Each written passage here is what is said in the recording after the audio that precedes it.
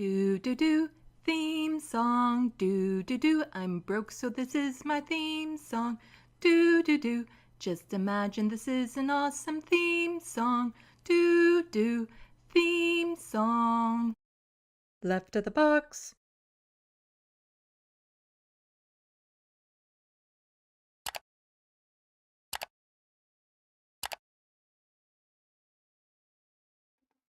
Hello, welcome to Left of the Box. Bonjour, bienvenue. I'm Sandy.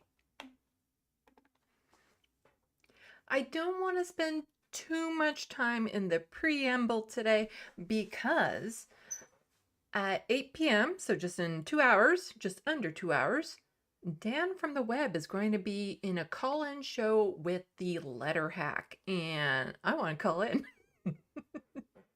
Because why not? It'd be nice to talk to the two of them at the same time and see what they're talking about and all that sort of fun stuff. So in the Sandbox, we have Soul Life, Looney Tunes, 9000, and Grand Theft Autobot. Welcome, welcome. Yes, I know. I'm competing with the TYT audience right now, but I don't imagine there's going to be too much crossover between me and that audience. It's just don't get me started on it. Just don't.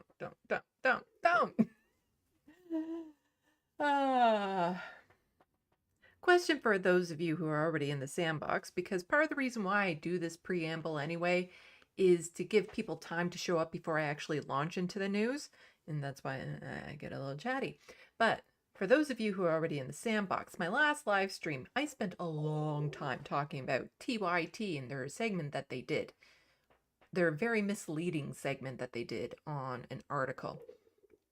I'm just wondering, how did I do? Because I haven't clipped it yet, and I'm debating if I want to clip that segment or if I just want to do it over in a video essay, because I don't know if I was able to like clearly communicate my message or not. So let me know in the Sandbox if you saw it and what you thought of it, and let me know if you can hear my tummy, because it's making a bunch of weird noises. It does that from time to time. There's not much I can do about it. I'm not hungry. It's just digesting some chocolate I had earlier, and for some reason it's decided to be really noisy. And I know when I'm recording videos, I can hear it. So, in the video. So.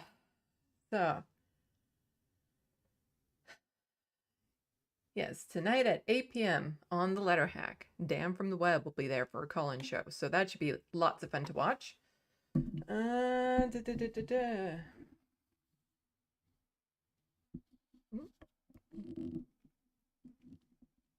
Just trying to line this up in the camera, okay?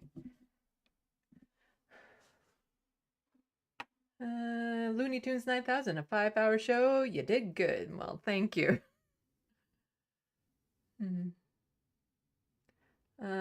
Carnodist Hill, thought you did great. Well, thank you.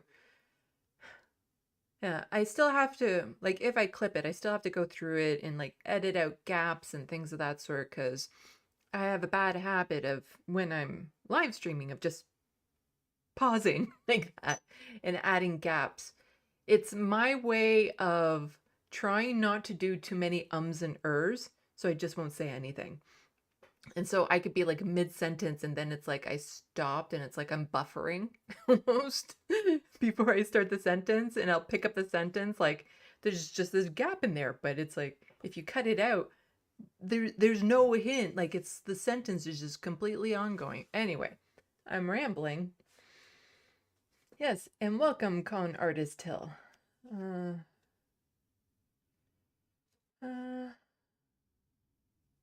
Natural View, you always do great. I enjoy your show. Well, thank you. Hunger Games, 1989. Now, I wasn't asking to fish for compliments. I'm seriously asking because I still don't know how well I do at communicating what I'm trying to get through sometimes. And I know after the fact, I'm like, oh, I could have said this so much better or so much more concisely and things of that sort. So I just want to, I'm just wondering if I was able to get my point across or something. I guess I'll find out when I rewatch it too, when I start clipping it out. Anyway, like I said, I don't want to spend too much time on this preamble part because we've got just under 2 hours to cover all the news that I want to cover today because, like I said, Dan from the internet is going to be on the Lair Hack tonight, and I am totally going to jump in on their live stream. Well, I'm going to call in and see how those two are doing and pick their brains on stuff. Hopefully you guys aren't hearing my tummy because it's getting really noisy and the way the mic is. Anyway. Oh.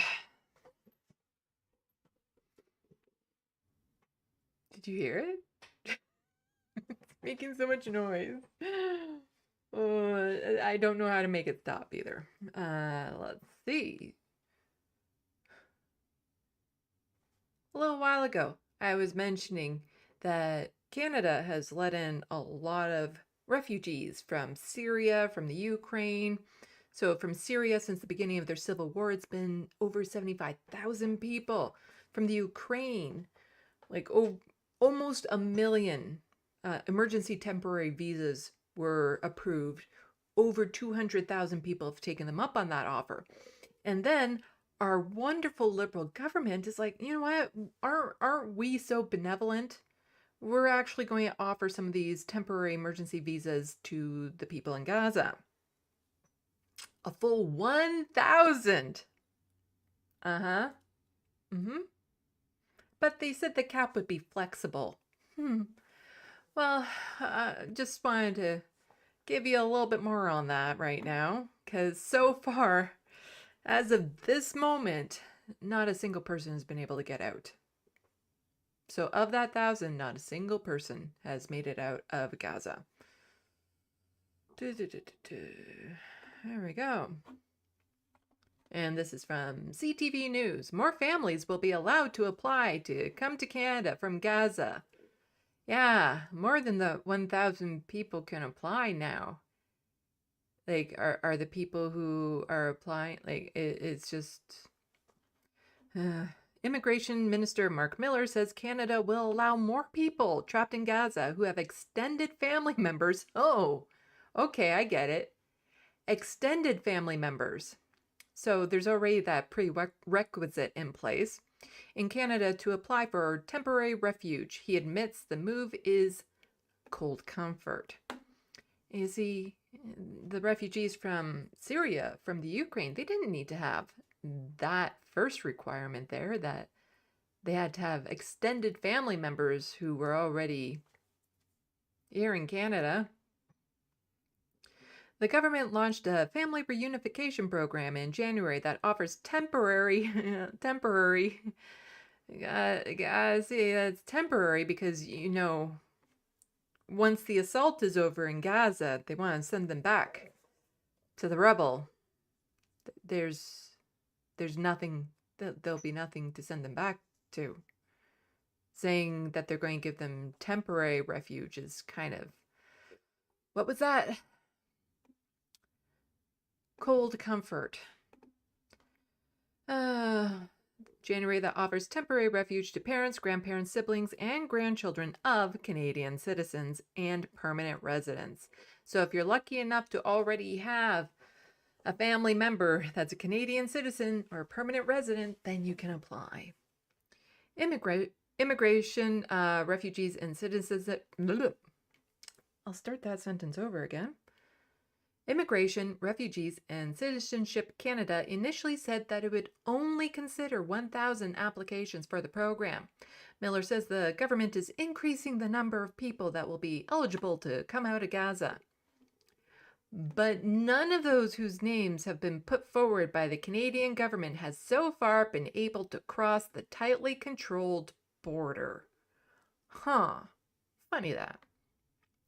Miller says Canada is pleading with Egypt and Israel to let those people out so they can complete their security screening in Egypt and receive a Canadian visa. We are indeed increasing the number of people that will be eligible to come out of Gaza. There are a number of matters that are beyond our control, notably the ability to extract people from the Rafah Gate, he said.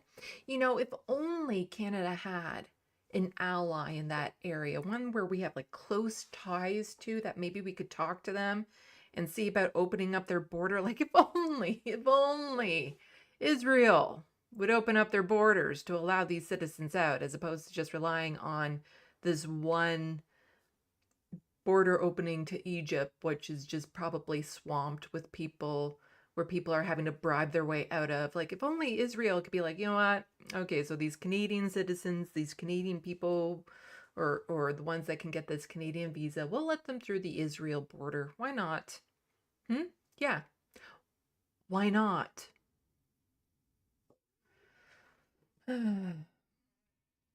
We will be relentless in advocating for people reunifying with their family members in Canada, but for a temporary basis. Again, that's just, what is that? What was that? Right. Cold comfort right there. Cold comfort. Just temporary. Yeah.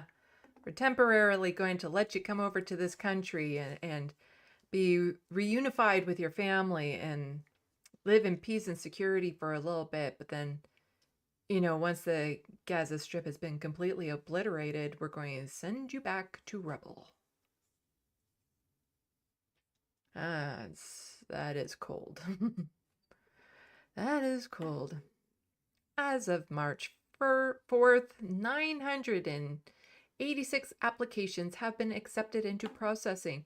Only 12 of those people have made it out of Gaza, finished the screening process, and been approved to come to Canada, Immigration, Refugee, and Citizenship Canada said in a statement earlier this month.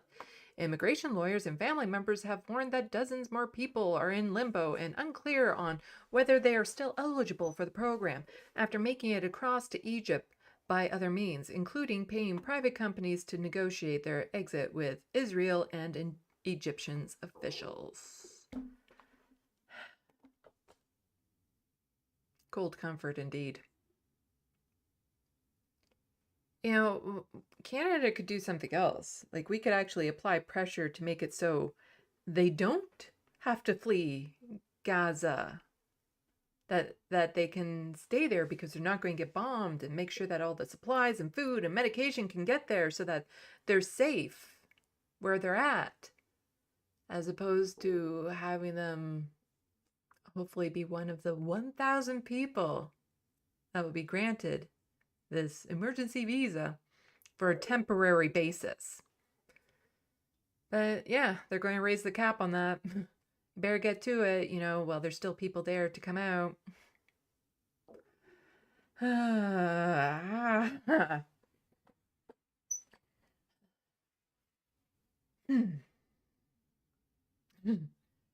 It is such a frustrating situation. But, here in Canada, we do have the NDP, and they're doing their part.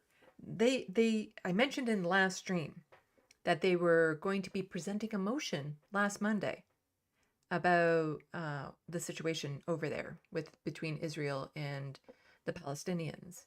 And they did present that motion. And there's an update on how it went.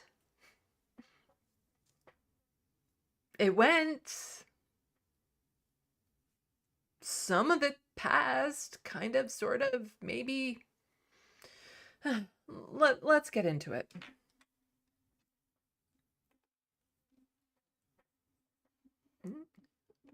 Get that bigger for you guys.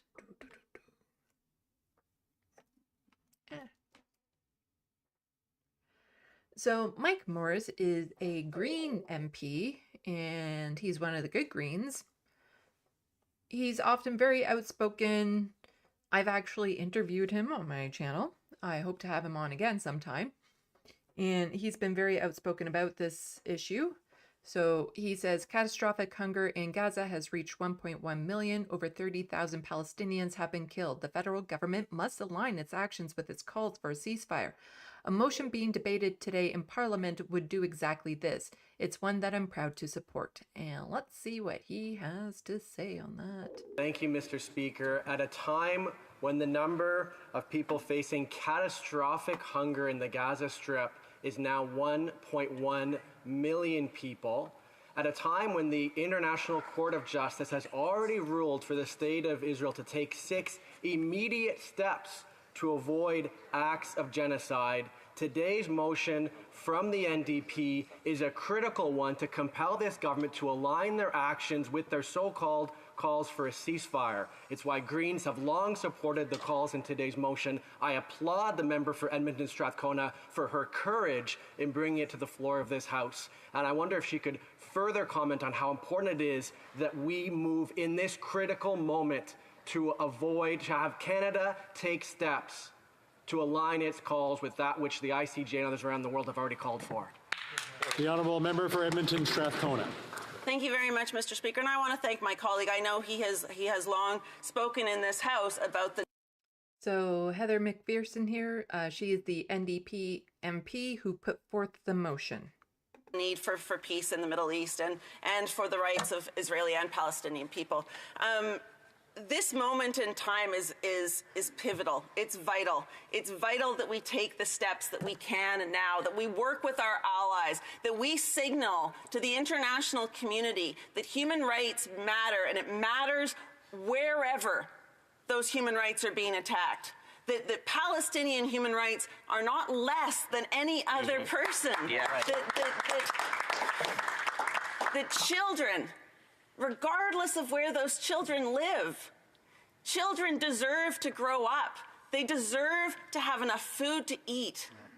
Think about an acronym: Wounded Child, No Surviving Family. That's why we need to do more. That's why we need to do more right now.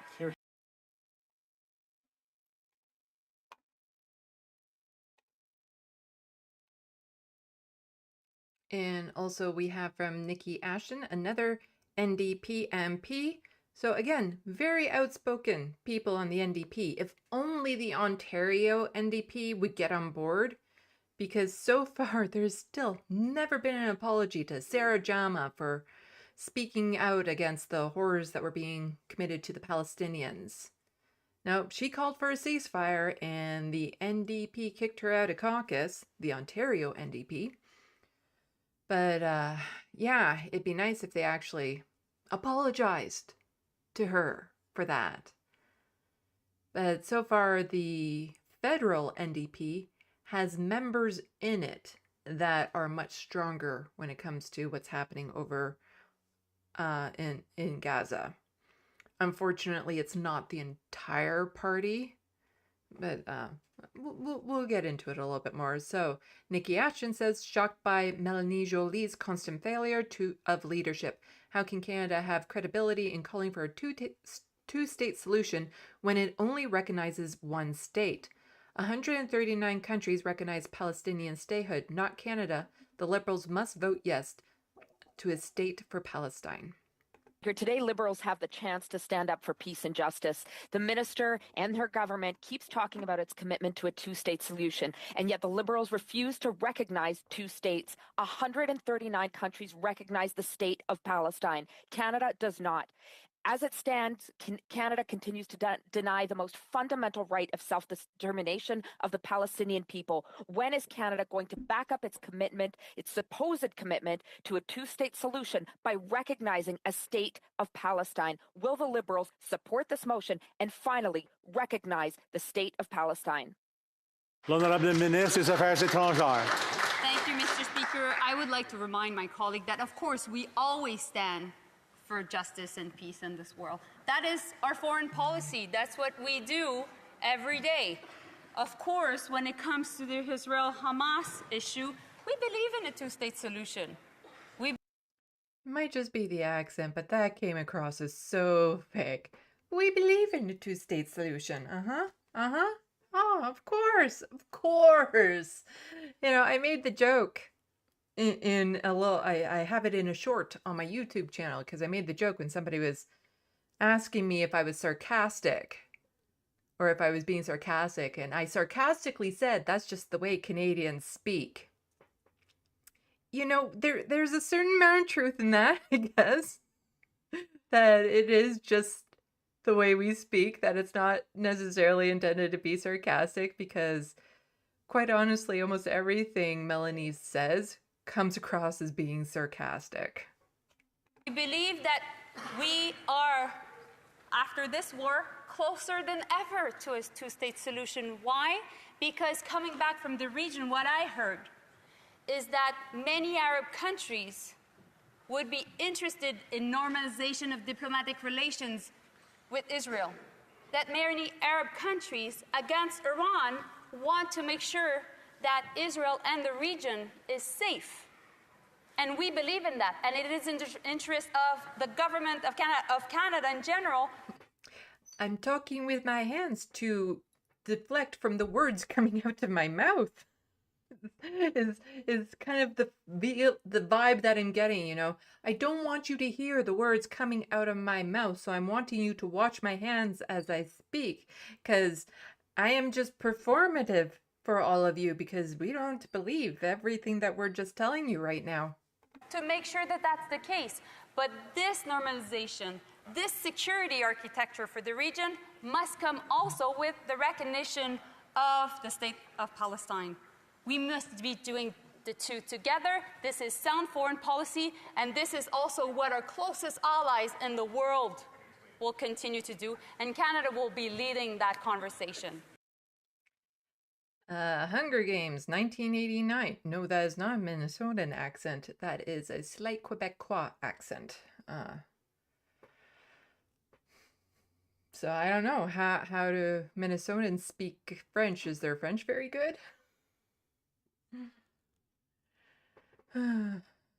So let's see. What was the result of this motion that the NDP proposed? Because they did actually get around to voting on it.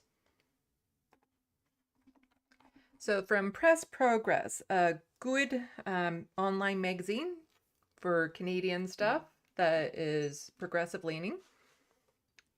Here's which members of Parliament voted no on the motion for ceasefire and ending arms exports to Israel. The motion was amended at the 11th hour to take out some key provisions. So there was a lot that the NDP put in this motion. And the version that got voted through was so watered down. And part of it is just so frustrating that the Liberals demanded it be so watered down, so like this, the gravitas of it, I don't know the way you want to say it, was removed from this motion when it's a non-binding motion. Like, it has no power. The government isn't going to change their policy based on it. It doesn't change any laws. It doesn't make any legislation. It's basically informing the government of the will of the people, or something. It's supposed to be along those lines. And so it's supposed to be like a wake-up call to the Liberals that, you know, maybe, just maybe, we're in the wrong in this area and we should look into it. So a lot of this motion was just performative to begin with. And the fact that even then, they couldn't even pretend to fully take the plight of the Palestinians speaks volumes. That they still had to minimize it and remove things, and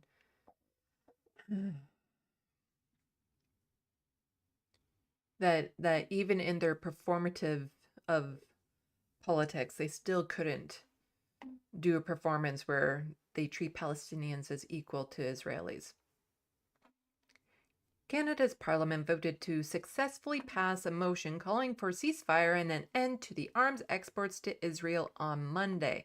The motion, which was amended at the last minute, was the source of division in the House, ultimately passing with 204 MPs voting in favor and 117 voting against. Ahead of the vote of the motion, Liberals MP Stephen McKinnon and Mark Garriston moved a last-minute amendment to the motion, which changes include the removal of the recognition of a state of Palestine and sanctions on Israel officials for inciting genocide. Because, you know, you don't want to call out people for committing genocide. Not when you're another genocidal nation. You don't want to be calling out other nations for genocide. Despite oppositions from many MPs regarding the last-minute changes and the fact that a debate could not take place in the amendments, the motion was ultimately passed, being supported by the entire NDP caucus, the Bloc Québécois, and the Green Party. Most Liberal MPs also voted in favor, including Prime Minister Justin Trudeau and Foreign Affairs Minister Melanie Joly. Liberal MP Anthony Housefather, Marco Mendicino, and Ben Carr, however, all voted no to the motion. On the motion, we'll get more to Anthony here in some of his comments. The Conservative Party, including leader Pierre Poilievre, official leader of the opposition Andrew Scheer, Conservative Shadow Minister for the International Development, blah, blah, blah. Yeah, they all voted against the motion. The original motion was proposed by NDP. Okay, we got that. Calling for the House to demand a ceasefire and release of hostages, suspend military trade to Israel, ending the occupation of Palestine, and recognizing Palestinian statehood. Debate on the motion took place, which many MPs were notably absent. McPherson had said, complicity and horrors presently taking place in Palestine. How many children must die? How many are enough to demand that the IDF stop killing civilians? How many children need to die of starvation before Canada demands that Israel allow humanitarian aid into Gaza? How many children must die? McPherson asked. Okay. I was thinking of showing a bit of a video, but I don't know if I'm going to get a copyright on it. That's why I tend to share a lot of these articles, because I'm less likely to get a copyright strike from them. But I really like the beginning Let's bring in CTV's of Rachel Aiello. the, All right, let's bring in Andrew Brander, conservative strategist, to give. Of the one that, oh, where is it? It's a short video. I go here. I'm going to risk playing it because I like the beginning of it anyway. And I think it's important, so.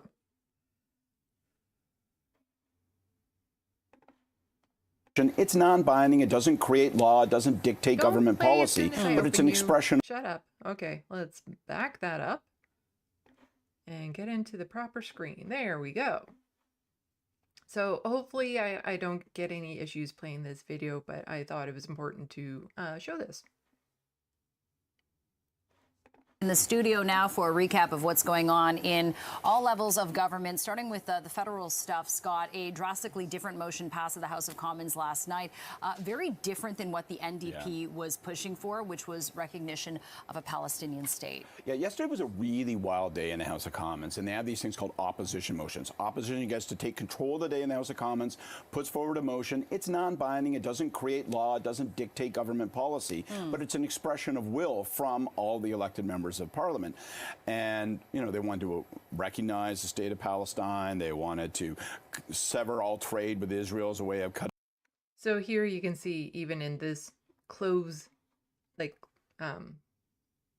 very narrow shot here, there's a lot of empty seats in the House.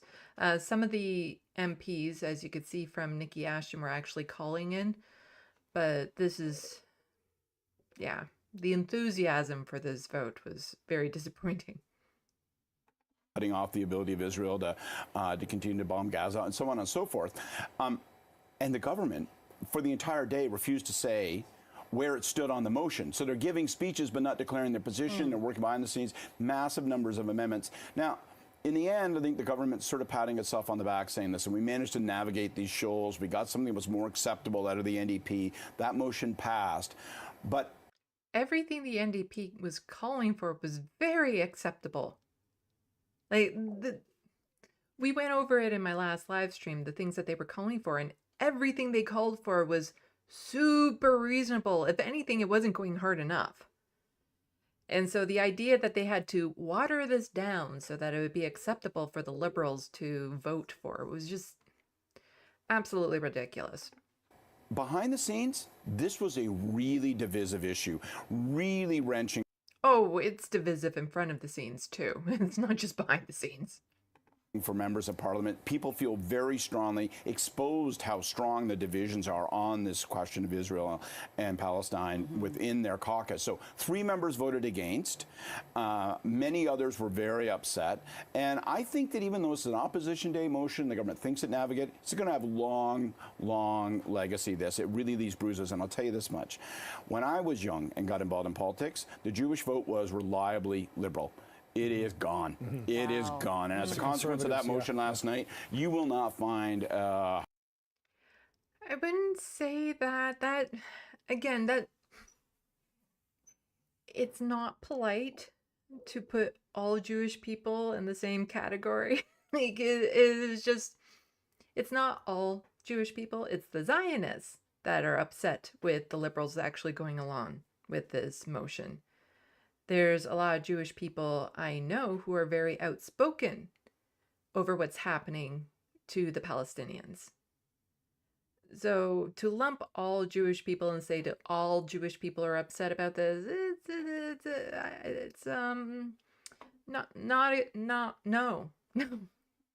that's not the case.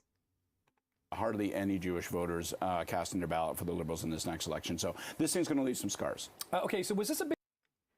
So the Liberals are really trying to, thread that needle. It's like, well, if we show any sympathy for the people in Gaza, then we're going to lose out on the Zionist vote.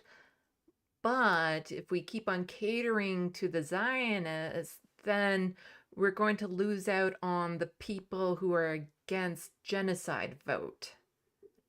Like, are they in the back room right now trying to do the numbers, trying to figure out which one there's more of? I would hazard to guess that there's more people in this country against genocide. That would be my guess. Maybe they should go for the anti-genocide vote this next election. Big test of the confidence supply agreement per se, and what was the risk reward for the New Democrats here? Really disconnected from that. And the risk reward for the New Democrats is, to be blunt, they feel very strongly. Heather McPherson, who moved the motion, very, very strongly on this issue. Traditionally, NDP, very strongly in favor of not just a two-state solution, but very much in favor of Palestine. And, it's impossible to take that position if you're the government of Canada as a matter of responsible foreign policy. You can't say, oh, well, we're going to recognize the state of Palestine, understanding that it is right now controlled by Hamas. This country hasn't had a problem before recognizing a government that maybe wasn't the most legitimate government. Usually when there's some sort of coup or something of that sort, Canada will wait until the United States has declared who the leader is before they follow suit. So it's not like there's something preventing Canada from calling an independent Palestinian state. They just don't want to. And again, this guy here, whoever he is saying, oh, well, Gaza is run by Hamas, terrorists, as if all people in Gaza are now Hamas supporters because of it. They're all Hamas. That's really, again, just lumping all one group of people into a single category there. I don't know who he is. I don't like this guy, and he gets a little bit worse. That it is right now controlled by Hamas, who we have also identified as a terrorist group, and of course slaughtered tons of people on the 7th of October. So challenging situation. Yeah. And then we move right on from there and don't mention anything about how many people in Gaza have been slaughtered by the state of Israel. And this is our well and balanced media that we have here in Canada, where they don't challenge him on that. They don't say, oh, but, there's been over 30,000 people in Gaza slaughtered, over... what is it, 13,000 children? If you consider Hamas a terrorist state, then you pretty much have to consider that the government of Israel is also a terrorist state at this moment. Because if you can condemn one and not the other, then you're showing some of your true colors there. Just so frustrating. So frustrating that that still you can have a news program where somebody will just say that so casually, Hamas terrorist state, October 7th, and everyone's like, oh yeah, yeah, without any acknowledgement of the over 30,000 people slaughtered in Gaza, that over 1 million people are on the brink of starvation, and it's not going to be too long before everyone else is. Over 1 million people were forced to move, that their entire communities have been reduced to rubble, that innocent civilians are just being picked off intentionally. But oh no, October 7th. Just so frustrating that we still. But a little bit more on this. Government endorsement of amended Palestinian statehood motion wins praise, draws outrage. There was something in here that I wanted to get to. What was it?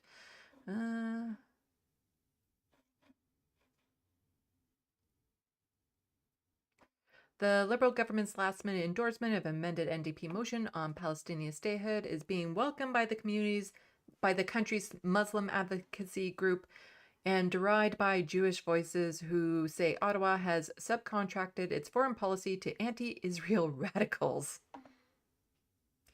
I don't think that has historically been the problem with Canada. More its support of the radical Zionists.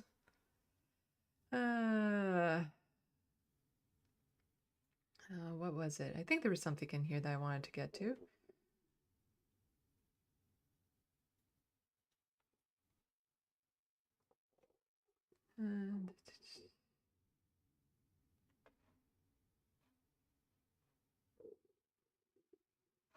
Foreign Affairs Minister Melanie Joly said the government secured important concessions before agreeing to the motion's passage. We were able to find common ground on the question of two-state solution, which is important for Canadians and for our country, she said.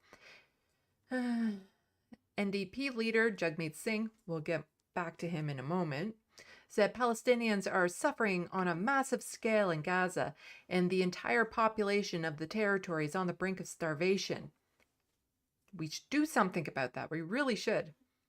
Our motion offers real solutions for peace and justice, as well as steps to show that Canada can be a force for good in the world, and that Canada and its leaders have the moral courage to say when enough is enough, he said.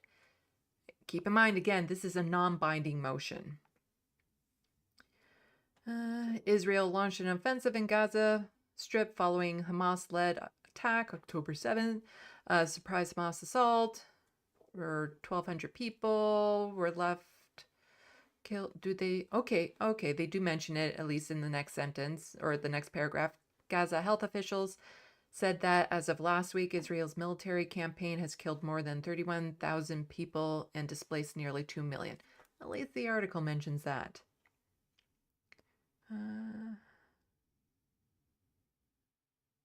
Yes, down here I think is where I wanted to get into.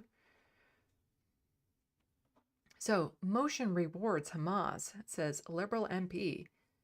MP Anthony Housefather, one of the Liberals who voted no, said Canada's Jewish community is feeling demoralized and intimidated as it grapples with the spike in anti-Semitism.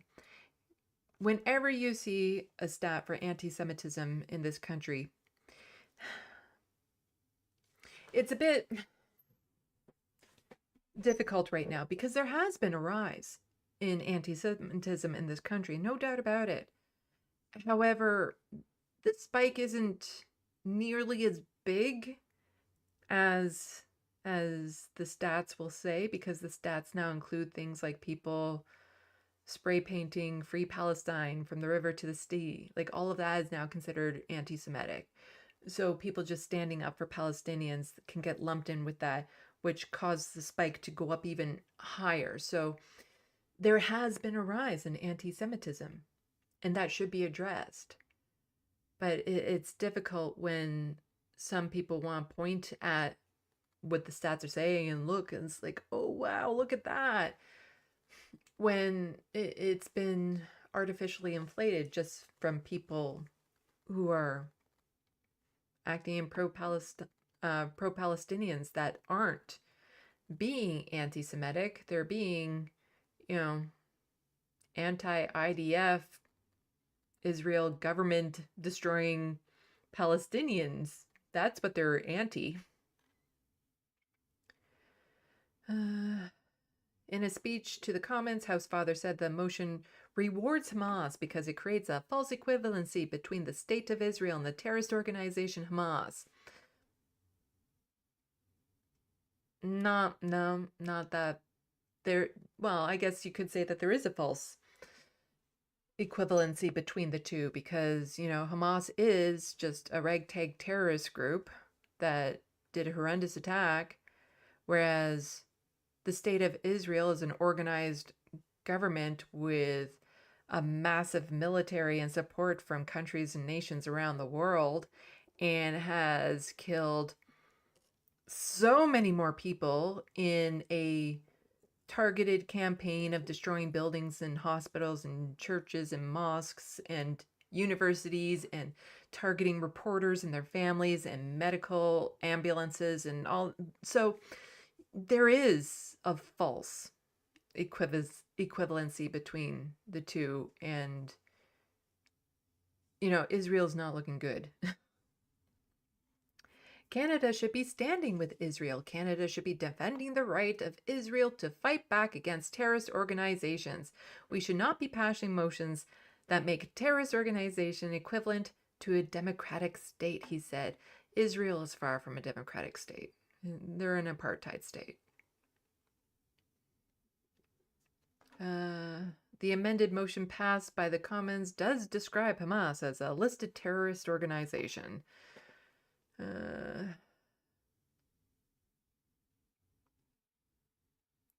See, was there something else I wanted to get into there?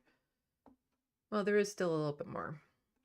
So, Canadians for Justice and Peace in the Middle East, by 204 to 117, Canada's Parliament just voted for an end to military exports to Israel. Other key demands, including recognition of the State of Palestine, were dropped from the final watered-down version. See the full statement. Canadians for Justice and Peace in the Middle East is generally on the good side. They're not that good at condensing their statements, though. They're really not. That's a lot there. Let's just skip to part of it here. CJPME is deeply disappointed that much of the language in the amended motion has been watered down or modified in a way that promotes false Israeli narratives and an acquiescence to the horrific status quo. Tens of thousands of Canadians have petitioned their MP in support of the resolution that suddenly ceased to exist.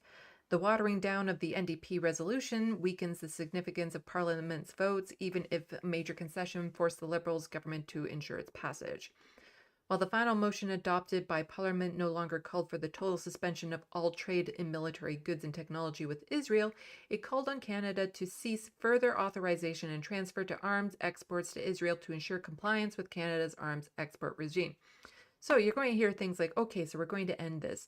We're talking about future potential contracts. So all contracts of our weapons that are being sent to Israel right now, they're kind of on the go, although not entirely sure where we sit with that. Because I read somewhere that we haven't sent them anything in a little while, like a month. But yeah, always when it comes to this, you have to read between the lines. You have to go into the details. You have to think about the wording that the Liberals tend to put in. It's like all future, you gotta, future contracts will cease the lethal stuff, and it is just super frustrating. But here's a side-by-side comparison of the original NDP motion and the one with the Liberal Party amendments. So this was the original, this is the amendments here. There's a big difference. I'm not going to go through all of it because there is a fair bit here, but like down here, new. So this was added. All states, including Israel, have a right to defend themselves and in defending itself. So Hamas then had the right to attack Israel, is what you're saying.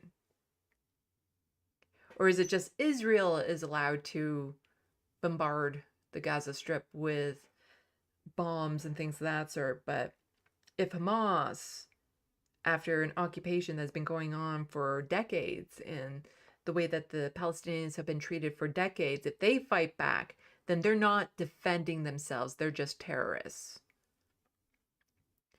Israel must respect international humanitarian law, and the price of defeating Hamas cannot be continuous suffering of all Palestinian civilians. The problem is that Israel has not been respecting international humanitarian law. We know this. We've seen. The evidence is quite clear that they have not been doing that, not from the get-go. And yet, constantly, Canada keeps on saying it over and over and over again. Gee, I wonder if there were any changes. Like, I signed the letter sent to the MPs. I encouraged other people to sign it, and now they're trying to take it as a win that the motion passed. But the motion that I encouraged people to sign doesn't exist. That's not what actually passed. Like everything, all the wording got completely changed.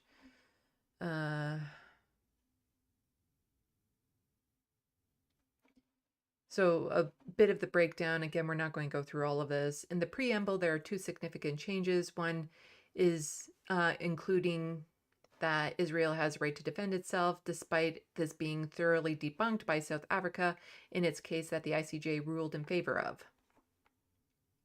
The right of a state to defend itself does not apply to threats over which a state itself exercises control. This means it doesn't apply to Gaza or the West Bank, since these territories are occupied by Israel.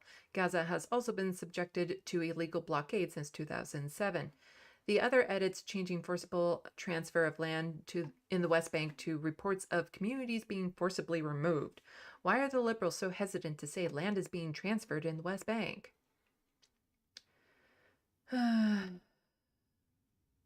Why is only Hamas specified? If the Liberals want Hamas to lay down its arms, shouldn't they be orders of magnitude more concerned about the Israel laying down its arms, given it has killed at least 30 times more people and is in the process of starving 1.7 million? By changing the language from military goods to arm exports seems to ensure that the status quo can continue, where Canada approves non-lethal military export permits to Israel.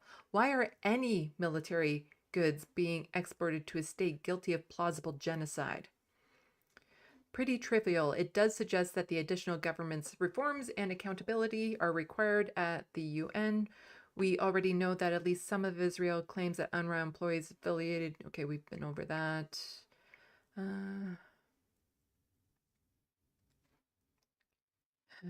So instead of removing the 1,000 temporary residence visa cap for Palestinian Gaza, this point was edited to expand access to temporary visa program, allowing 1,001 visas would count as expanding access. And we just covered the whole 1,000 visas and how that is, again, it's the Liberals trying to make themselves look good, but there's very little follow through on something that actually benefits the people. In section G, edited from ban extremist settlers to sanction. You can't ban them. Imposing sanctions on Israeli officials who incite genocide was removed. Do the Liberals want to allow settlers into Canada after sanctioning them? Why sanction on Hamas but not on Israeli officials inciting genocide? So, yeah. And so Canada votes to stop arms shipments to Israel over Gaza war, government official. There was an article in the Toronto Star about this, but I can't read it because I'm not paying for them. And this has a little bit of it, but this is really where it emphasizes in the future. The future. Canada Foreign Affairs Minister Melanie Joly told the Toronto Star newspaper on Tuesday that Ottawa would stop future arms exports to Israel. It's the future. Not necessarily now, but the future.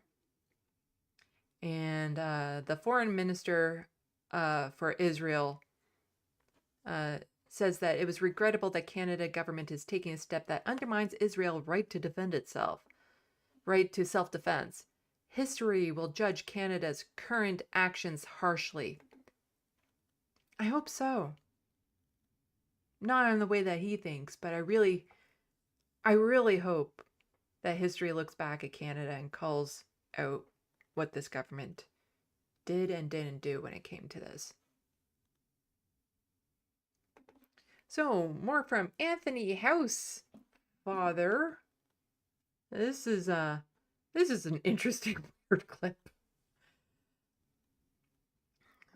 Let's get back to the beginning. Is this the first time that you're actually kind of reflecting on your role within this party? I mean, this has been going on for a number of months now. There's been tensions in Canada, rising anti-Semitism. You've seen your government struggle. What was that? What was that? Just like, Zoom? What was that? And this is CPAC, you know. CPAC, like that's like your official, like, government, you know, thingy. It's Zoom in like that.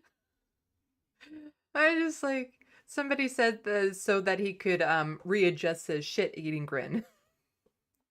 So let's see. So before, you see the smirk, and then after, oh, I'm much more serious now. And you see a little smirk, a little shit-eating grin there, and then it's like, oh, no, gotta take this seriously, huh? I'm on camera. So just give me that moment to adjust. This is like, there was a clip going around Twitter of a zoom into a Rihanna concert or something like that, and it shows the zoom capability of the iPhone, something like that. It's like, what are you doing? Did they accidentally hit a button? It's ridiculous. Is this the first time that you're actually kind of reflecting on your role within this party? I mean, this has been going on for a number of months now. There's been tensions in Canada, rising anti-Semitism. You've seen your government. I just have to.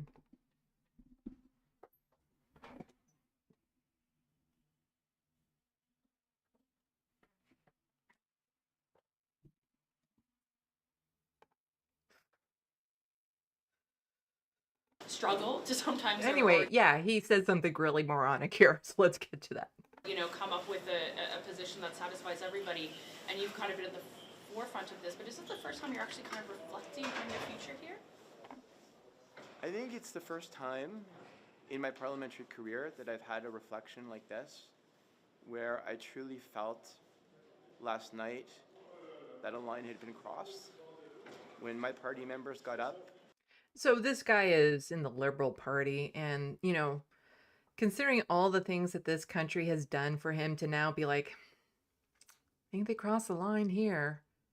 You know, there's a lot of things that are happening to Canadians right now. You know, the housing crisis, the affordability crisis. There's the fact that the federal government still hasn't, you know, followed through on its promise to have clean drinking water to all of the Indigenous communities. That they completely fell flat on that. There's the disability emergency relief benefit that has been in the process for 4 years, and that is government, the Liberals have kept on promising that little carrot on a stick for people living with disabilities that they still haven't put through. Yeah, but, you know, calling for a ceasefire, that's crossing the line, you know. Acknowledging that over 30,000 Palestinians have been slaughtered by the Israeli government. Oh, that's pretty bad, even though they did condemn Hamas throughout the whole statement practically. I had a reflection like this, where I truly felt last night that a line had been crossed. When my party members got up and cheered and gave a standing ovation to Heather McPherson and the NDP, I started reflecting as to whether or not I belonged. And I will let you know further how I feel over the coming days. For the moment, I'm still there. Is this the first time? Trust me, you're a Zionist. You still belong in the Liberal Party. It's...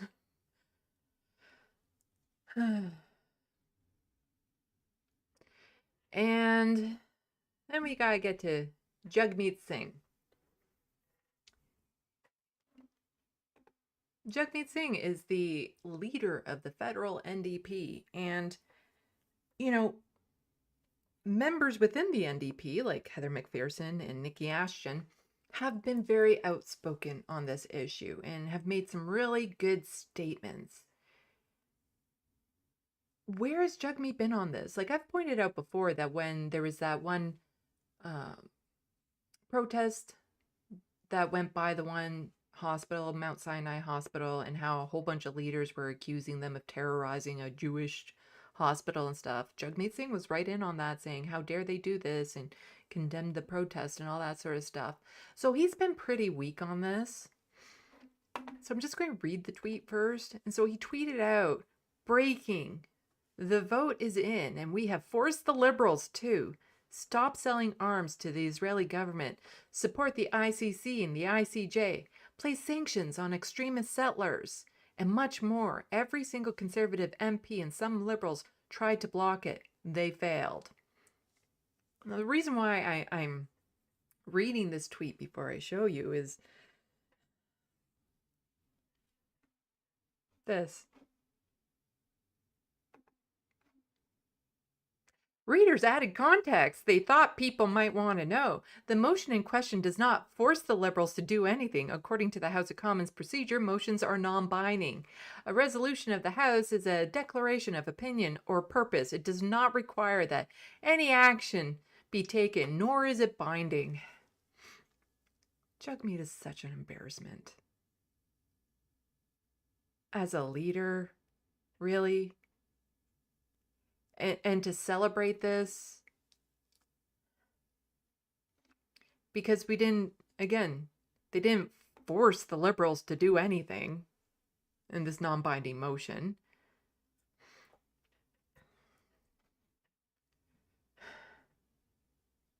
Place sanctions on extremist settlers as opposed to banning them and much more. And as we saw, it was just a completely watered down statement. And where was him on the front line with this? Where was he fighting back?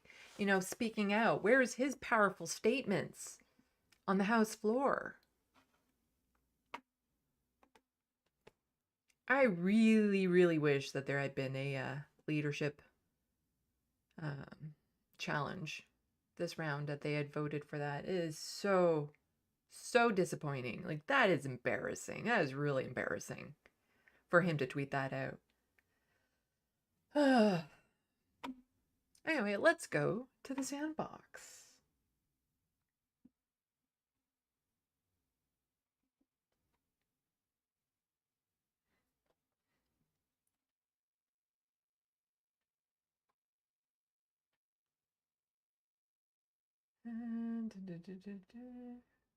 Yes, people, don't forget to turn off top chat, says Soul Life, because that is the default, is a top chat as opposed to live chat. And then you actually miss some of the chat if you do that. Hello, MIDI Doctors. Hello, Taco Canada. I don't know if I've seen you in the Sandbox before, so welcome. Arcticus Among Us, Grand Theft Autobot. Welcome, welcome. It's so great to see everyone out.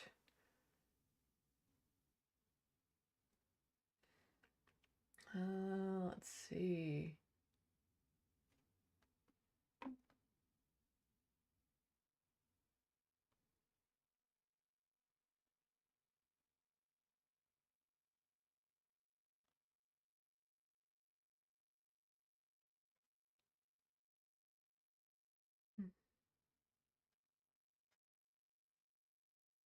Dark Elements Games. Again, I don't think I've seen you in the Sandbox before, so welcome. Says, I thought our government would finally take a stand, and they pulled that rug. Yeah, a lot of people are disappointed yet again with the NDP. They have the ability to apply so much pressure because they are propping up the Liberal government right now, and they are just totally not taking advantage of the opportunities they have right now.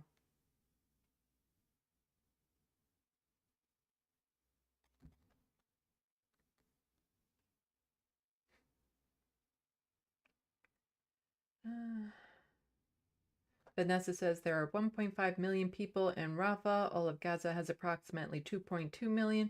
30,000 is the number where Gaza Health Ministry stopped having the capability to even count the dead. The death toll is much higher, as the Palestinian spokesperson said in the UN address. At least 100,000 Palestinians have been murdered. That was last week's, though. Yeah, I've mentioned it before. We'll never know the true extent of how many people have been killed because they're buried under the rubble. Their bodies are gone. Sometimes entire families and networks and communities have been just completely wiped out, so there's nobody even there to report them as missing. Like, unless the entire Gaza Strip becomes some sort of archaeological dig site at the end of this, some sort of crime scene sanctioned off where they actually go through, we'll never have a true count of how many people were slaughtered in this.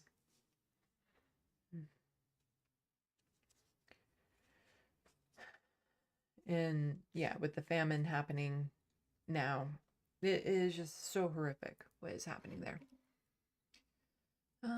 Let's see.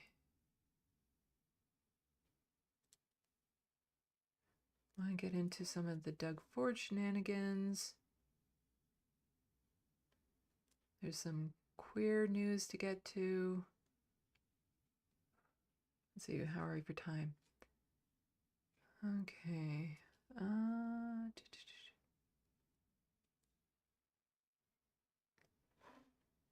over here we have... Okay, well, since I put it in the title, we'll get to some of the Doug Ford shenanigans.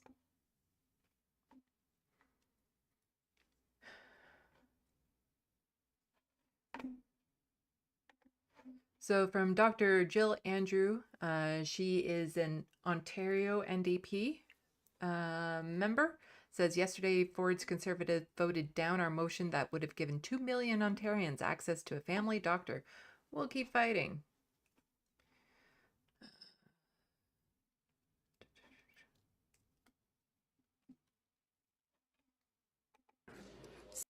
Speaker, 2.3 million people in Ontario do not have a family doctor. That's pretty bad. Because not only are there people who don't have a family doctor, there are people who want to change their family doctor. Because maybe their family doctor isn't the nicest person to them, you know, isn't compatible with them. Or maybe their family doctor is in the town that they grew up in and they had to move. So now every time that they have to see their family doctor, they have to travel back to their hometown in order to see them. So there's no, you can't shop around for a family doctor to find somebody that you can work good with. You're stuck if you have one you don't like. So it's not just a matter of there are so many people without one. There's also the people who need to have a new one. 2.3 million Ontarians who cannot access the basic humane right of seeing someone whose expertise is in taking care of sick people when they are in fact sick. Many of those 2.3 million people have ended up on the doorsteps of our already understaffed, underfunded, and overburdened emergency rooms, some of which have experienced shutdowns under this Conservative government due to its ongoing healthcare privatization scheme. The goal should be to keep people out of ERs for as much as possible, for as long as possible. But to do that, people need access to family doctors so they can manage their physical and mental health needs. Statistics show that those without access to primary care are more likely to receive late diagnoses, which directly impacts both short and long-term health outcomes. Without family doctors, if you need a specialist appointment, good luck. Good luck on that journey, because you're out of luck. And as somebody with family members who need specialists, and also me needing specialists, yeah. The wait times are just ridiculous. And the thing is that, you know, Canadians still talk about like, oh, this is in the States, this is how bad the States is, without looking at what's happening here. Let's see. Speaker. And Doug Ford is just continuously chipping away at the healthcare system in this province. And it's not just him. In other provinces where you have other conservative leaders, they're doing the same thing. Healthcare in Alberta, really hard to get if you're new. Like, it's actually trapping some people in their provinces too, because if I wanted to move to a different province, I'd have to go knowing I would never be able to get a family doctor. So if I needed a family doctor because I'm reliant on regular treatment of something, or to get quick access to some sort of medical assistance and that sort of thing, I don't have a choice. I have to stay where I'm at.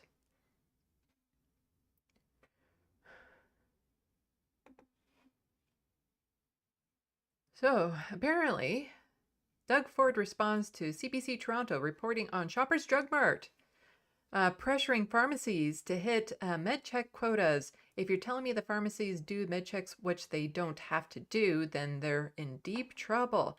So during the pandemic and stuff, Doug Ford did a whole bunch of, you know, favors for shoppers to make them a place for people to go get their COVID shots, to go get tests for COVID and stuff, and gave them a whole bunch of money, and all of his buddies got really rich doing that, and it's part of the whole privatization thing that he's trying to do. And then once they get caught for overcharging people, he tries to play the, I had no idea that they would, that is so wrong of them, wag my finger. No, they shouldn't have done that. That is just totally uncalled for. Didn't see that coming. Well, a message to Shoppers Drug Mart and the pharmacists. I haven't heard from pharmacists directly, but if you're forcing or putting pressure on your pharmacists, you're going to be held accountable. I would guarantee. That's exactly what private clinics and private contracts do, is they try to upsell people. They try to put pressure. They try to find ways of making money. And that is what Doug Ford wants for all of us. You will be held accountable. If you're telling the pharmacists to do med checks, which they don't have to do, and I don't have proof of it right now, but if we get proof, then they're in deep trouble. So we don't have any proof of them actually doing this, you know, thing to get extra money. But once we get that proof, I tell you, we're going to come down hard on that. That's all I can tell you. We'll hold them accountable. You can't be doing that. Well, you know, I'm looking forward to the day that we hold him accountable for all of the bullshit that he's been pulling. There's so much he is responsible for. So Shoppers Drug Mart says it doesn't have medication review targets, but records show it does. Current and former owners, pharmacists say corporate management pressured them to meet unethical targets. In January, a Shoppers Drug Mart district manager in Ontario wrote to store owners in his area to express a deep disappointment in their performance during the first week of 2024. Despite clear plans and expectations, it is evident that we fell significantly short of our targets, reads the email obtained by CBC News. So that evidence that Doug Ford wanted, I think we have it. We have it. Yeah. So he should be calling them out any moment now. The email is one of dozens of internal records frustrated pharmacists from across the country provided to CBC News to show that the pharmacy chain has targets for professional services like medication reviews, and corporate management pressured pharmacy owners to meet those numbers. This despite President Jeff Ledger's denial last month when he told CBC News, "We don't have targets," or any other kind of element like that. Again, I'm pretty sure that Canadians just speak in sarcasm all the time. It's just how Canadians speak. Ledger's statement struck a chord with more than a dozen of the chain's current and former associate owners and pharmacists who confirmed the existence of targets for professional services and pressured them to meet.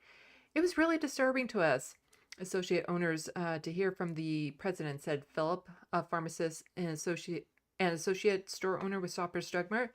Philip is a pseudonym. CBC News is not identifying him and other pharmacists interviewed for the story because they fear reprisal for speaking out. Again, Doug Ford wanted that evidence. I think we have it right here. We're not going to go through all of the article. People are more than welcome to check it out. But let's just see. 1.4 million billed in a week.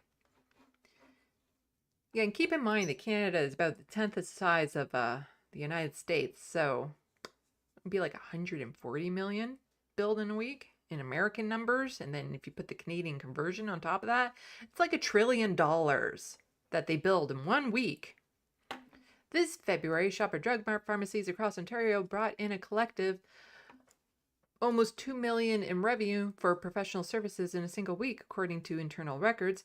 Medication reviews accounted for more than 75% of that revenue. That same week, 28 Shopper pharmacies in Vancouver are billed a total of $27,210 for medication reviews, according to a performance email. That seems like a difference between Ontario and Vancouver. Well, Vancouver is one city. Comparative data for previous years was not available. The second statement, Thomas, the spokesperson, outlined Shoppers is taking based on recent feedback the company says it received from a few pharmacies. She appears to suggest a problem would be corrected. We're reinforcing mandatory training for both our field and store support teams on the appropriate use of pharmacy metrics for patient outcomes, as well as expectations for how to support and communicate with associates and their pharmacy teams, she said. Wow, is that ever corporate speak if I heard it? That is just text. That is just like from the manual corporate speak there. Ethical concerns. Philip, Curtis and Scott, another former associate owner, and a handful of other pharmacists all said they support the program to provide professional services but believe it's unethical to put targets on them. This interferes with our professional judgments as a pharmacist, said Philip. If you are giving me this target I have to achieve no matter what, and you're making weekly follow-ups, bi-weekly follow-ups from all levels within the corporation, this again does leave me with a kind of this doesn't leave me with any kind of discretion or professional judgment. Scott says this puts pharmacy managers and their pharmacists in a tricky position. Professionally, pharmacists are a regulated profession and are answerable to provincial regulators. Shoppers, however, is not. Yeah.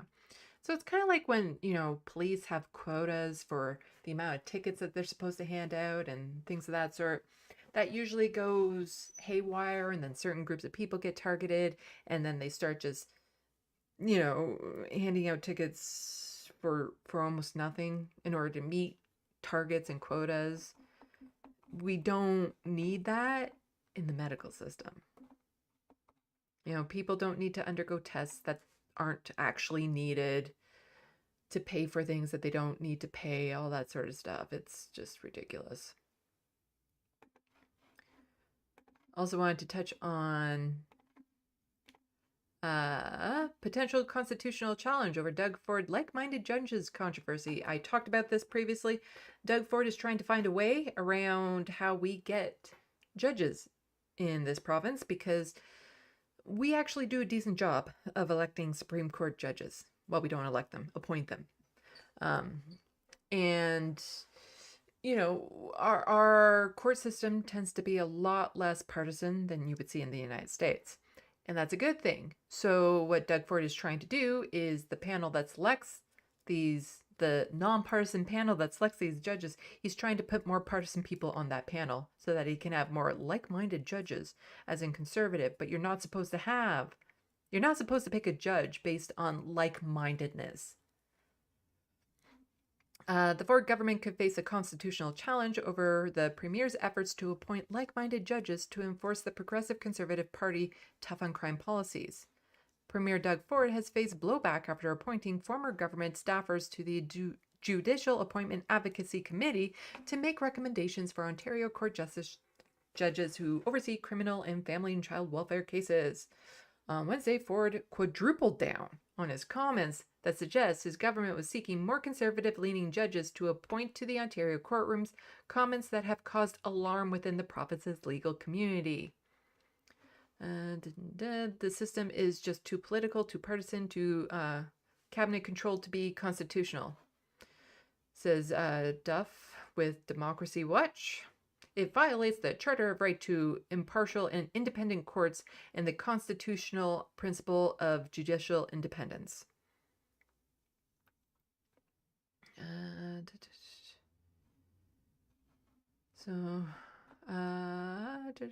Right, I wanted to go to that part that I just scrolled past.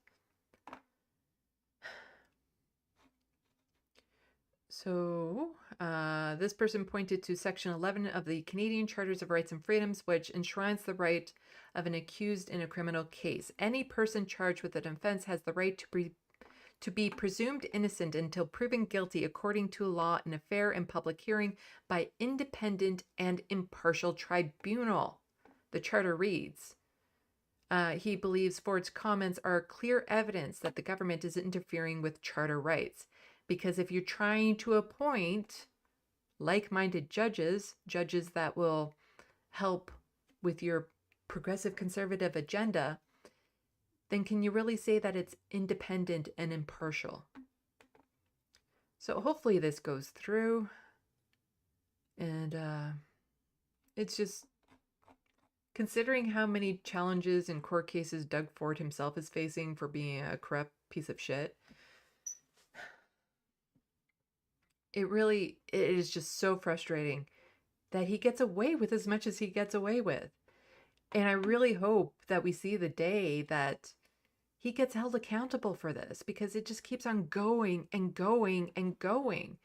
Because there's this thing in Ontario called Ontario Place, which is this big thing, and I've been to it plenty of times when I was a kid, and you know, it's a public piece of land for entertainment. It had a water park, really cool water park, and it's in the middle of Toronto, right on the banks of Ontario Place. And Doug Ford has recently sold it off for like a luxury spa, to take this piece of heritage of Ontario and just make it into a spa and parking and stuff like that. Well, it gets even worse. Internal plans reveal potential Phase 2 in controversial Ontario Place redevelopment. The Ford government is facing fresh questions over its plans to redevelop Ontario Place after new documents suggest the province is considering filling in a portion of Lake Ontario to create a new development space. So that lake y'all like there, we're just going to start paving that over too, because paving over part of the Greenbelt isn't enough. We're going to start paving over Lake Ontario. Why not? Why not? You know, who needs it? Who needs that big freshwater body there? No, we don't need that. It could be changed into development, into land that we can sell. Internal government documents obtained by the Ontario NDP and provided to Global News refer to Phase 2 in the province's overhaul of Toronto's Ontario Place. Government schematics point to the eastern portion of the island near the current Budweiser stage, where part of the waterfront appears to be paved over, creating 25 acres of land to build on. A spokesperson for Infrastructure Minister said the government has been transparent over its plans and development of Ontario Place. The document you were referring to are illustrative only and meant to outline potential opportunities that are subject to change. Again, we get back to that whole thing that Canadians just speak in sarcasm all the time. Taken together, the documents raise new questions about the government's intent for Crown lands, which has been shrouded in secrecy, and accusations of backroom deals. Accusations of backroom deals with the Doug Ford government? Never. It's not like we haven't caught that on camera before. There's that Canadian sarcasm in me coming out. Yeah.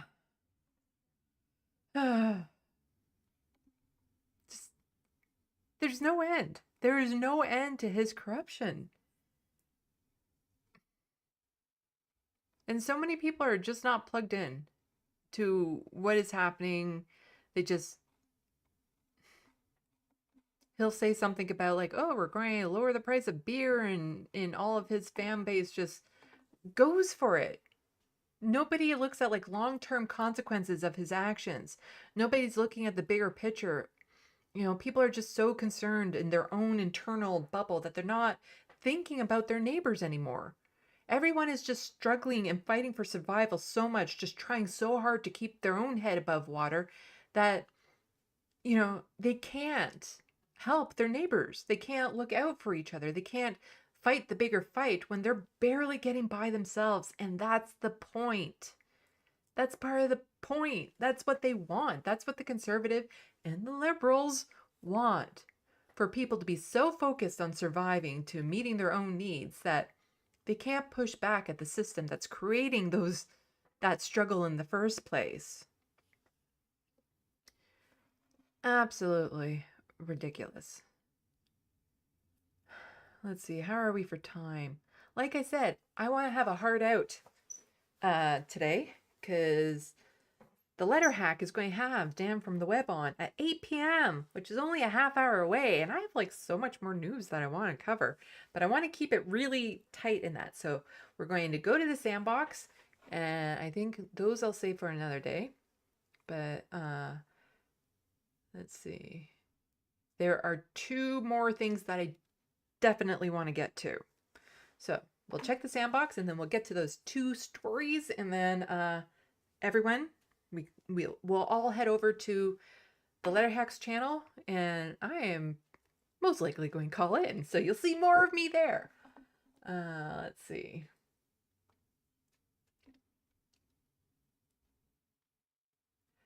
FG 100 Sandy, it cheapens the real threat of anti-Semitism poses and will push at least some uninformed people into thinking that anti-Semitism is made up.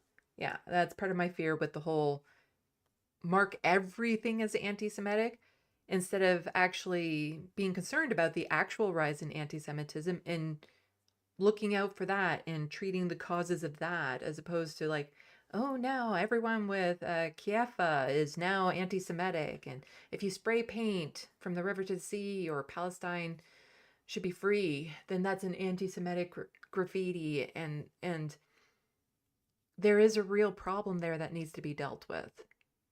And this just distracts from it.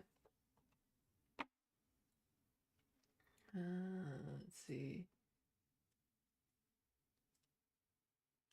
The baker dozens cats. It's cat plus one dog as of today, LOL. Well, congratulations on the doggy.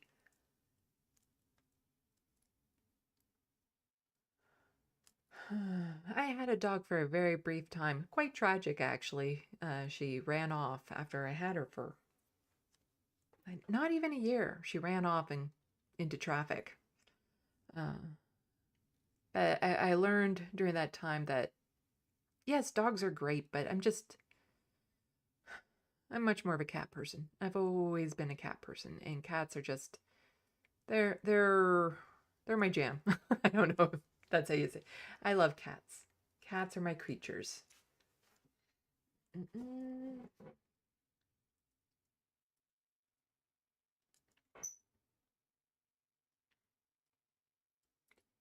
Oh, I scrolled up past where I was before. Okay. Let's see.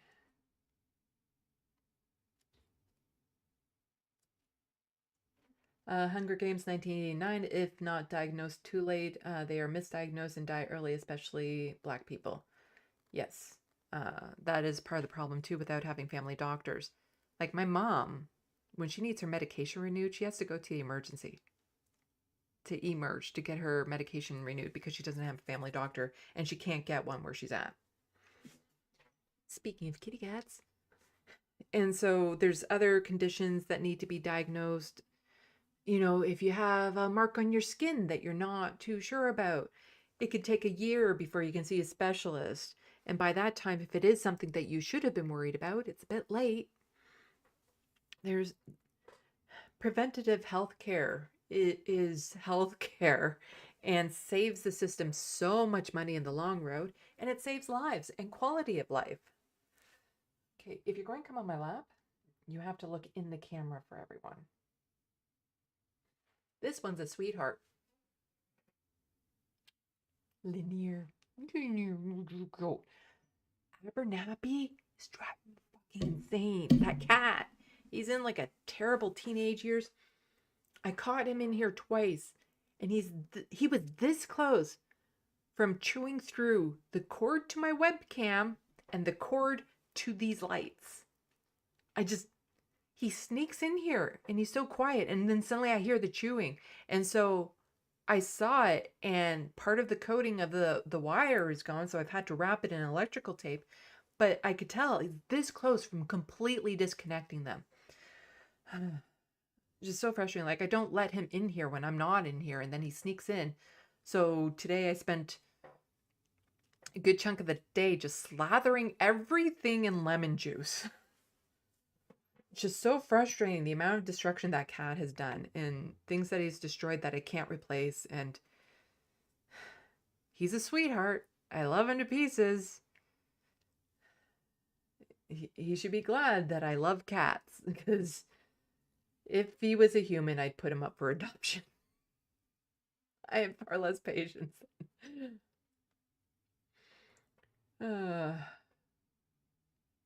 Ted Hex, thanks for bringing attention to this. The Ontario Health Coalition with Natalie is leading with actions and information. Maybe you could interview Natalie. I am aware of the Health Coalition. I'm on their mailing list, and I have tried multiple times to have somebody talk to me, but they never get back. I've even been to Zoom chats with them and be like, hey, I have a YouTube channel, and nothing. So if you know Natalie and think that she'd be willing to chat, please pass on my name and stuff. You can always email LeftoftheBox@gmail.com, because I would love to have somebody from the Health Coalition on my channel to talk. It's part of my frustration with being part of a lot of activist groups is that I take them seriously. They don't take my channel seriously.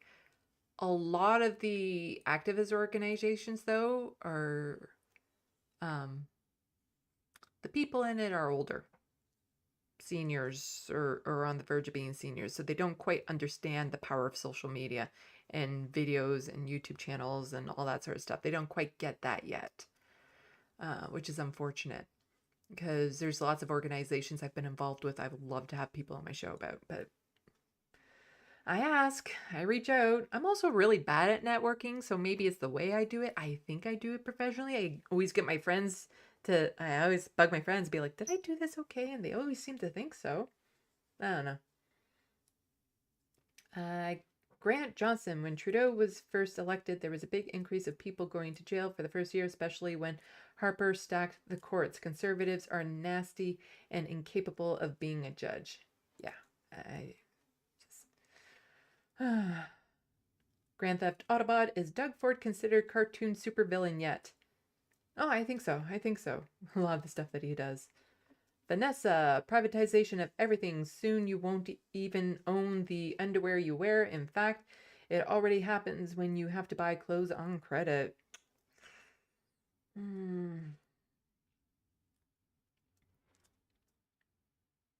Atticus Among Us, get bitter apple spray. Yeah. Apple spray would probably work too, but I googled it and lemon juice works, and I was able to get lemon juice at the store, so Atticus among us, cats are less destructive than dogs, trust me. I do to an extent. Abernathy is a Bengal mix. I have never had a cat that destructive before. He's literally been crawling up the walls to get the push pins out that I've been using to keep up my artwork. He has damaged some of my artwork, some of my collector's posters, because he's going up the walls to get these push pins. And so I've had to remove so much of my artwork. And then he's like playing with these push pins, and I'm terrified he's going to like bite on it the wrong way or swallow it, or I'm going to end up stepping on it. And yeah, I haven't had to deal with it. My shoes are full of puncture marks from him chewing on them. Like, it's just, because Lanier is more standard kitten. He has been responsible for some destruction, no doubt about it, but nowhere to the extent as Abernathy. Oh, Atticus among us, you think that's cool, huh? That he's just like, oh, there's a push pin in the wall and goes for it. It's like, he knows what they look like. And then I see him with it and I yell at him and he takes it in his mouth and runs away with it. So I have to like chase after him and like try to bat it out of his mouth. Like, it's just, he is not your typical cat. Anyway, I want to get to these last two stories instead of just rambling here talking about kitty cats before we head over to the letter hack, because these are important stories that I want to get to. Okay, so I talk about policing a lot in this country. It's not the same across the country. You know, some places are worse than others. Case in point, Edmonton. Horrible. Just absolutely dog shit horrible of a police service. They did something that I'm like, you know, this doesn't make you look good. This is like really bad, what you just did. So they're responsible for a lot of encampment destructions of unhoused people. They've arrested an Indigenous journalist who was covering the story. Luckily, those charges were dropped. They've brutalized people in these encampments. Just horrible, horrible people. And so on their official Twitter account, they tweet something out because, I don't know, makes them look good? No. It's really bad PSA that they're sending. So the tweet says they've done something significant damage. They've done some significant damage to the park. Homeless encampments have scarred Edmonton's once pristine river valley. Deputy Chief Warren recently toured Dawson Park, pointing out danger areas, suggesting the land itself may never recover due to large-scale excavations. And they posted a video that I'll show you. And it's just, oh no, this poor pristine river valley. Our park looks a little bit dirty because of these people who have had to try to survive by living it rough in this park because they can't get the supports that they need within the city. Like, oh no, make it about the park. Make it about the fact that, you know, looking at this park isn't as nice as it was to you before. That this, from what you'll see in the video, a part of the park that people probably weren't really going to in the first place. But, oh no, they've made this land dirty. As opposed to like, wow, this is a serious problem where people have had to turn to doing this in order to survive. Maybe we should deal with that. Anyway, this video makes me mad. Let's get to it.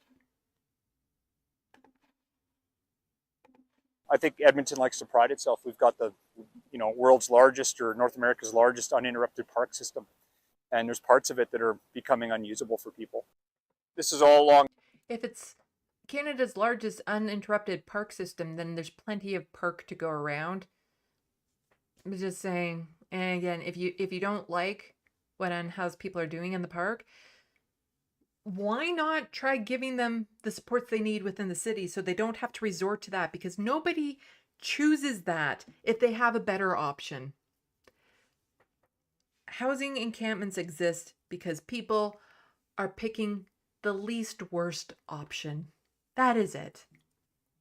Along Dawson Park here, this has been a really big entrenched encampment for us for a long time. Litter that's strewn about here, really hard to clean up, right? Because, you know, you try to get what you can, but if you're going to miss things like the needles and stuff, so just be careful when you're walking around. This was the encampment where, if people remember, if I watch too much of this, I'm really going to start picking up on his accent too.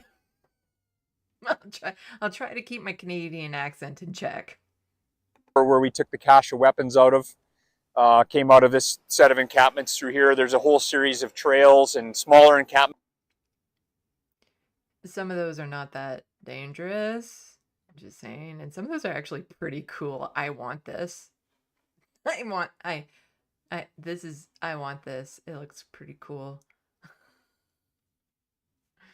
I'm just saying, like, you know, when you're living in a tent and you're trying to survive on your own and stuff, it is just you have to defend yourself if need be in the only way necessary. And sometimes these are also just tools. Sometimes they're self-defense, but sometimes they needed to cut things to actually survive and get by, because they can't exactly lug around a toolbox with them when they're unhoused.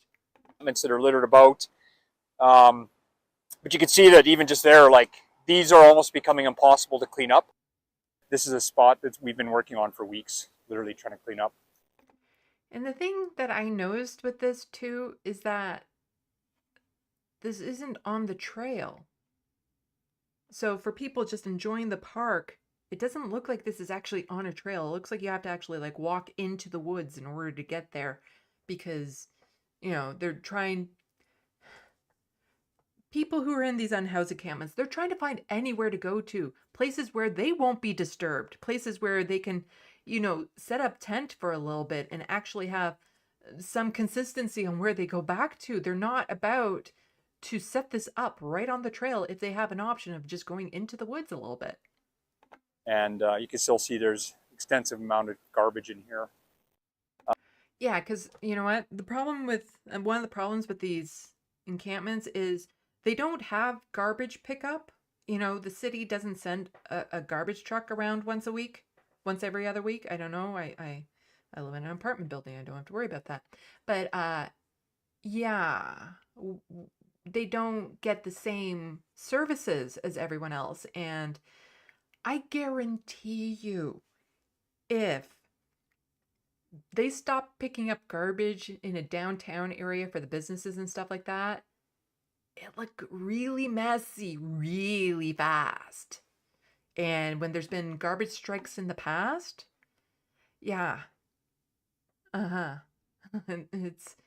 it's not just them being lazy or anything, it's them not having access to proper services. Some of the damage to the parks, it will never come back. What we're finding is, you know, significant bio waste in here, biohazard, needles. Hey, look at this pit. It's right in here. Look at how there's even a shovel still sitting here. Here's another example of where, you know, someone's excavated out 2 spots here right in the bank. Cut down a tree.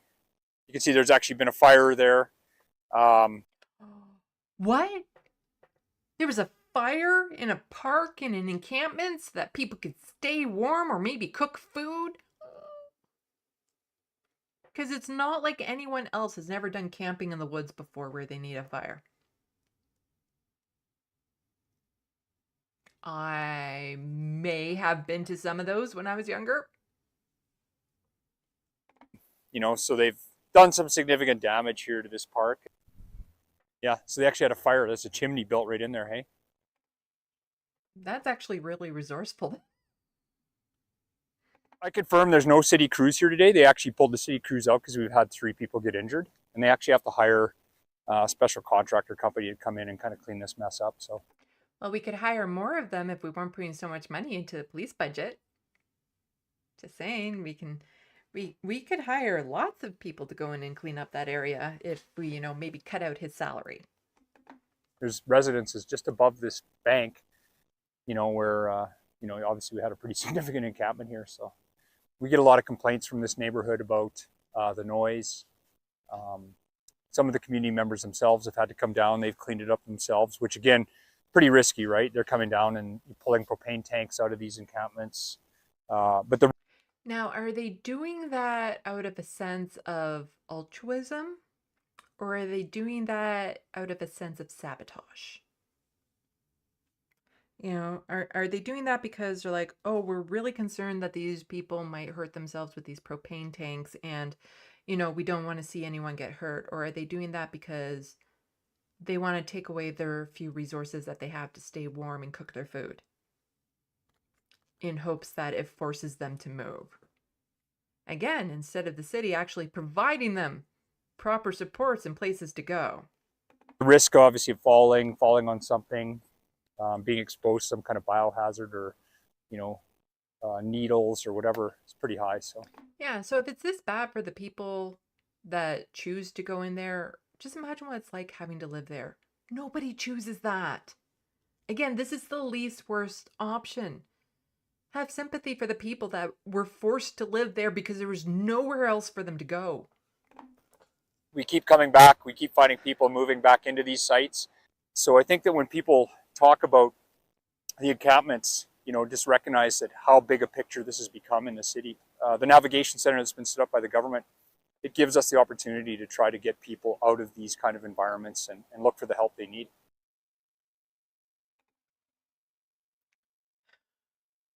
Cops.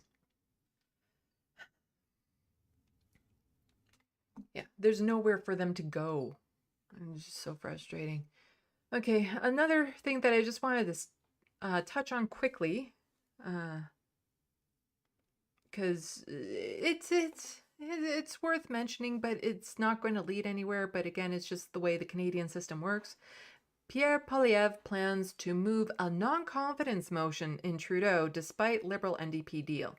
So basically, I believe it's Thursday, he's going to try to do a vote of non-confidence. So here in Canada, we can get rid of the prime ministers by doing a vote of non-confidence, or if they vote down a money bill or a the thingy when they start the session. I forget the name of it, but there's 3 ways. And if they vote against it, then, you know, if a vote of non-confidence were to pass, then Prime Minister Justin Trudeau would have to step down and there'd be a snap election. And the Conservatives would like to have a snap election whenever, because the polling for them is really good. If the Liberals have any sense and the NDP have any sense, they won't go for it. And most likely they will not. But it is just Pierre Poilievre stirring up his base, doing performative politics, because this is about as useful as those court hearings they have down in the States, the ones that they would do for Hillary or for Hunter Biden. They're all performative and they lead nowhere. Conservative leader Pierre Poilievre is threatening to move a motion of non-confidence in the Prime Minister with the aim of prompting a carbon tax election if Justin Trudeau doesn't back off April 1st price hike. Rallying his caucus on Parliament Hill on Wednesday morning, Poilievre spoke about his party's ongoing effort to pressure the federal minority Liberals over their stance on pollution pricing. So as long as the NDP are propping up the Liberal government, this is, again, just performative. It will go nowhere. They'll do the vote, and it's not the first time. Back in 2020, they did the same thing with no result. Today I'm announcing, I should say this like him. Today I'm announcing that I'm giving Trudeau one last chance to spike his hand. One last chance and only one more day. I have no idea what that was. Probably nothing like him. If Trudeau does not declare today an end to his forthcoming tax increase on food, gas, and heat, he will introduce a motion of non-confidence in the Prime Minister, all week emboldened by the growing cross-Canada resistance to the April 1st hike from premiers in both Conservative and Liberal, blah, blah, blah. Basically,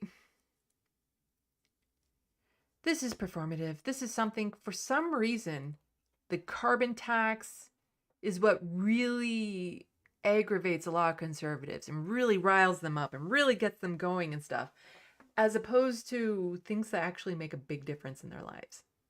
It's the same, like, with the trans panic that they try to push through, or in Ontario, Doug Ford will make a big deal about the price of beer or something like that. Like, they're very good at finding the thorn and then like wiggling it around and pushing it in deep and getting under people's skin.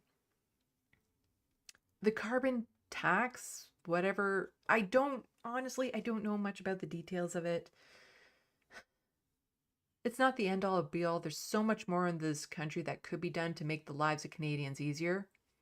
And this is just a distraction from that. But for some reason, they can make this an election issue, and it will work. It will work. Again, too many people are not taking Poilievre as a serious threat because he is such a nerd. You know, like he's had the makeover and stuff, and people like to poke fun at him, and they're all like, oh, once he gets up on stage, and there's a lot of fake footage of him in front of crowds that don't exist, and all that sort of stuff, and everything is just so performative and so fake. And it's gonna work. It will work on enough people. You know, people aren't going to change their mind on him once he starts speaking and you're seeing more of him, because even though some of the crowds that you see in his promotional stuff are fake, no doubt about it, when he does have events, there are people there. Now, he does pull in a crowd. He's a populist. We don't have a populist on the left. Like even Justin Trudeau, nowhere near a populist. And that's what we're craving right now.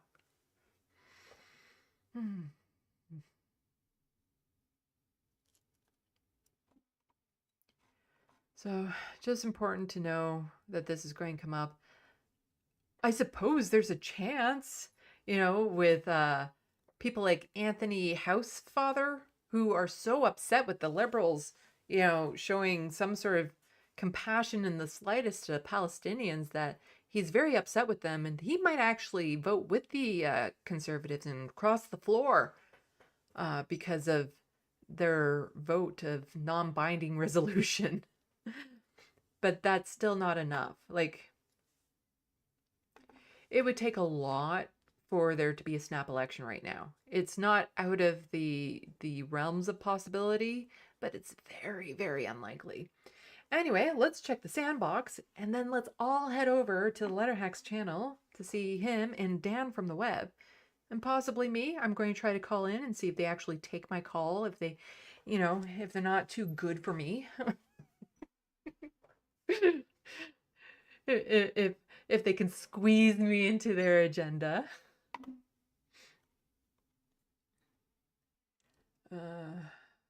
I'm not entirely sure I'm going to have a show on Friday. I'm trying to get caught up. I've gathered up so much information because I've mentioned before, I plan on doing a video essay about Anna Kasparian based on the PBD appearance she had a while ago. And when I started to find information, that started to balloon into something much, much bigger. And so now I've like aggregated so much. And so it's like, imagine you have a sculptor and you have like this huge block. I now have a huge block of stuff, and now I have to like start cutting into it to form a narrative, to form a story, and to brush away all that's not needed. So I have way more information than I possibly need. I have a few more things that I need to review before I start putting this all into sense. So it's still going to be a while before this comes out. But I've asked people before, if you come across it, please send them my way. Clips of Anna on TYT specifically, bad-mouthing the left in any way whatsoever. Especially if it's the radical trans activist. Any clips of her doing that would be greatly appreciated, because I don't watch it much anymore. There was a call into the Majority Report about them covering a squatting story, and I was worried that it was going to be the squatting story she touched on in the iced coffee podcast that she went on. Because I looked into that. They were very misleading on that. Right as she was saying, you know, that she wants to make sure she's putting out correct information and proper information, and that she corrects herself when she's wrong and all that sort of stuff. And the squatting incident that they were talking about in that podcast, they lied about the situation. They just flat out lied about it. And this is from me doing research into it and reading a conservatively bent, a right-wing bent news report on it. they lied. And so I was thinking if it was going to be the same story, then I would maybe cover it. But somebody let me know it was a different story. So yeah, of course, on TYT, the largest online progressive network, they're going to cherry pick outlier stories of something that, make squatters look bad, as opposed to all the horrendous landlords out there and what they do to people.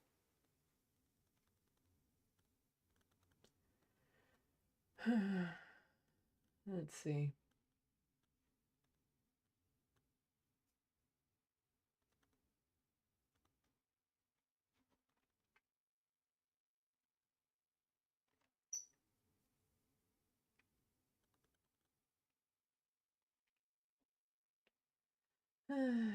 Go back to where I was. Where Atticus was laughing at me for my cat that likes to climb walls.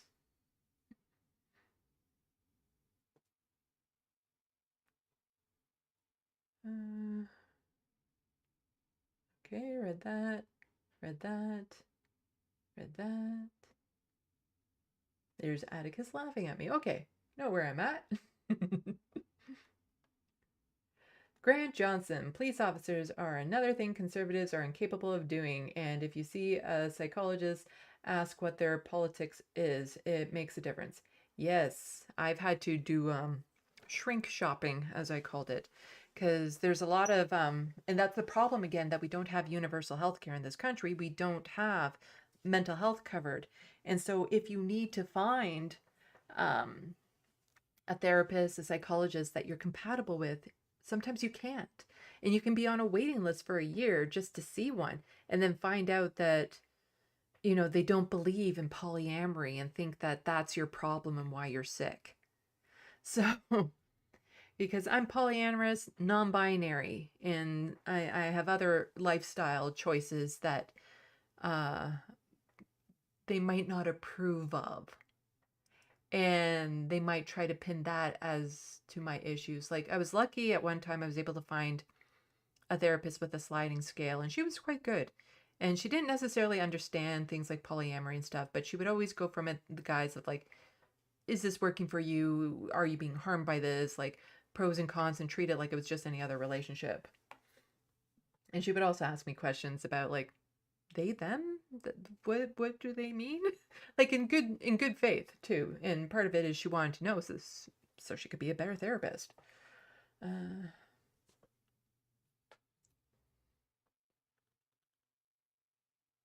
Soul Life, but Fox News said homelessness is a radical wolf lifestyle choice. Yeah, nobody's choosing that. Soul Life, again, homeless people can't keep their knives collections from where they're housed. Yeah, how dare they have things? It's not like, it's not like people don't collect a lot of those knives that you see there just for the sake of it, because they're cool and awesome, and knives are awesome. And swords, like I might have a few swords. I have a replica sting sword from Lord of the Rings, because, Royal Medieval Fair LARPing stuff. That's why I always get on the case. Like when the Majority Report likes to mock Tim Pool for his swords in the background, it's like, well, I have swords. But yeah, they can't keep like a full toolbox and tool shed with them where they go, and so you keep a knife with them as a tool for all sorts of things.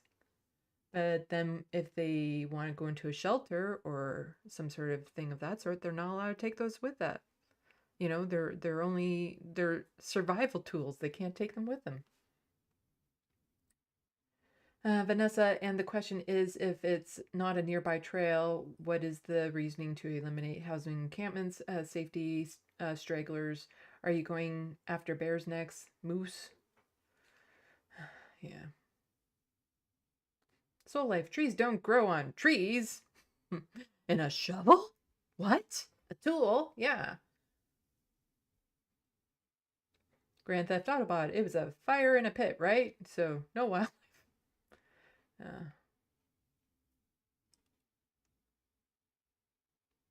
Hunger Games 1989. I just saw a video where a mega person said that they love Anna Kasparian. I don't know if you want that. You can send it. I don't think it fits what I'm doing, but it's, again, just interesting. I have a mountain of information to get through.